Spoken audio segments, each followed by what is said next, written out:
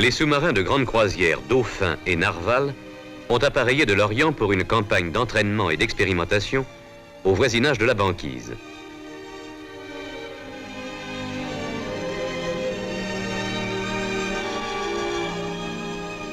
Le bâtiment de soutien logistique Rhône, dont le rôle essentiel est de ravitailler les sous-marins en munitions, vivres et carburant et d'assurer leur réparation, va les rejoindre.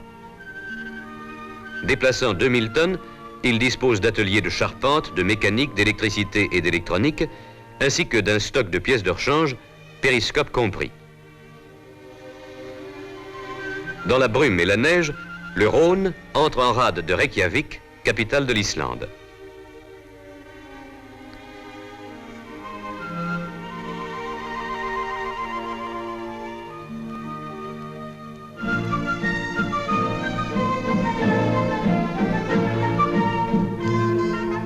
Les permissionnaires ont vite fait de lier connaissance avant de partir à la découverte de l'île.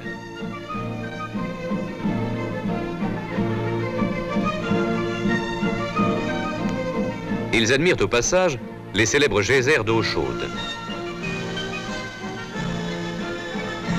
Un groupement de Neptune, avion à grand rayon d'action spécialisé dans la lutte anti-sous-marine, a été basé pour la circonstance en Islande.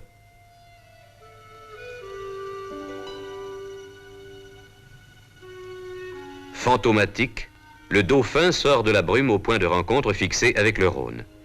Le premier soin de celui-ci est de faire porter au sous-marin son courrier venu de France par avion.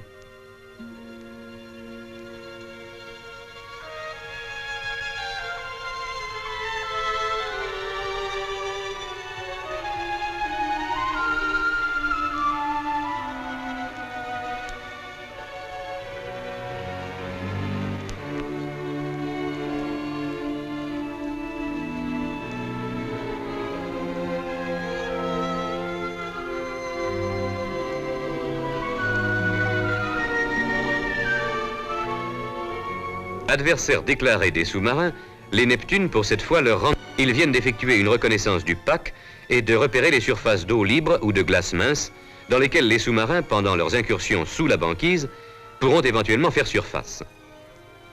Après avoir recueilli ces informations, les sous-marins plongent pour retrouver des eaux calmes.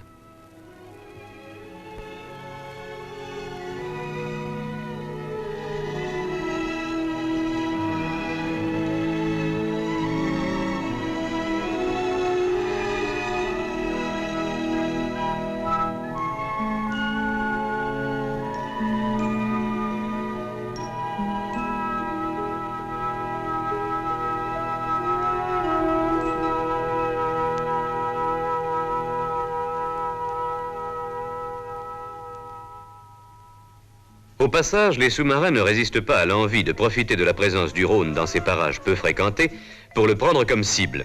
Sans rancune, celui-ci récupère les torpilles.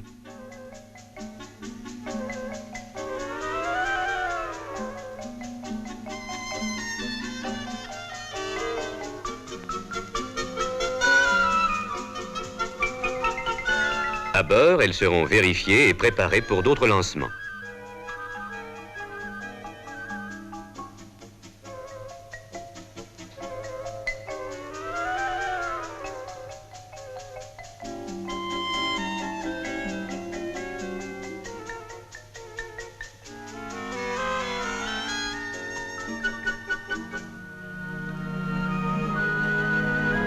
Un magnifique iceberg est repéré.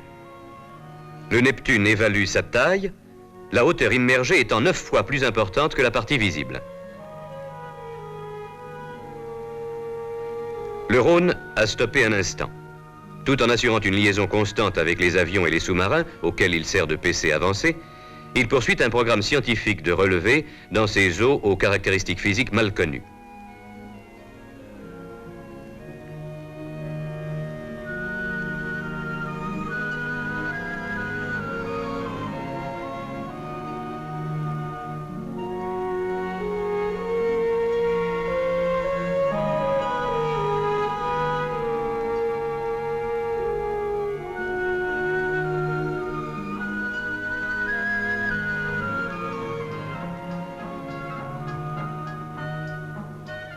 Par ordre du seigneur Arcticus, alter ego septentrional de Neptune, tous ceux qui n'avaient pas encore eu l'honneur de franchir le cercle polaire sont baptisés.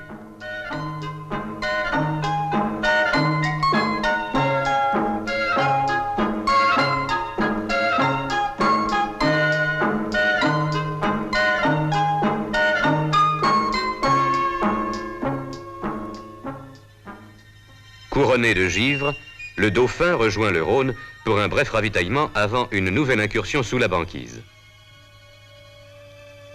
Pendant 2 semaines, se poursuit ainsi l'entraînement à des opérations d'attaque et de défense à la limite du pack.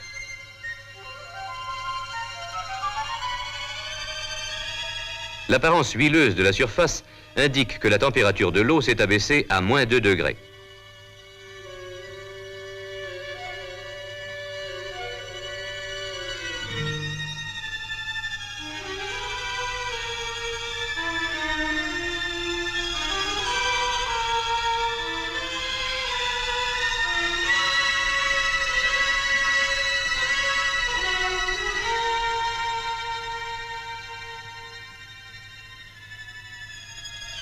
Cette bouillie de cristaux de glace s'agglutine peu à peu en plaques grossièrement arrondies appelées pancakes, autrement dit crêpes de glace.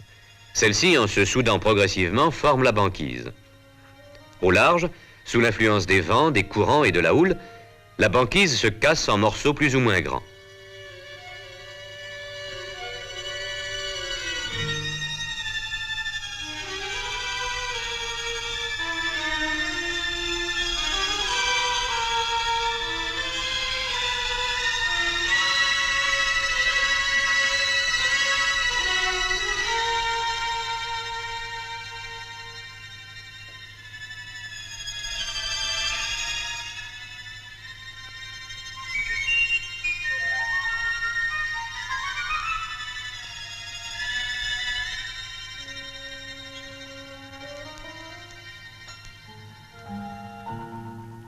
Au cours d'une brève escale devant la côte norvégienne, le narval et le Dauphin, qui viennent d'essuyer une tempête brutale, accostent le Rhône.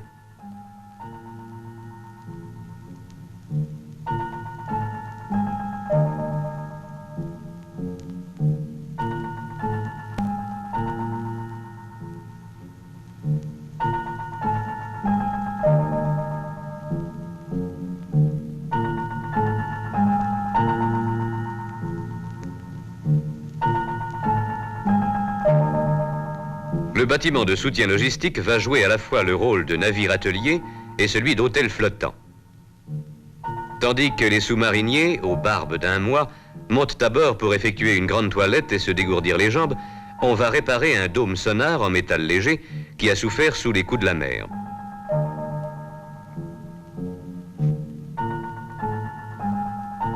Un échafaudage sommaire a été dressé.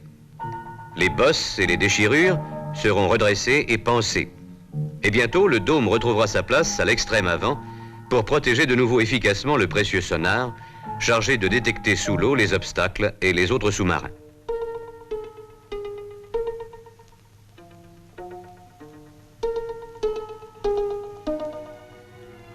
La croisière du froid s'achève. Après tant de ronds dans des eaux dont la température était souvent inférieure à 0 degré, les équipages reprennent avec joie la route de l'Orient.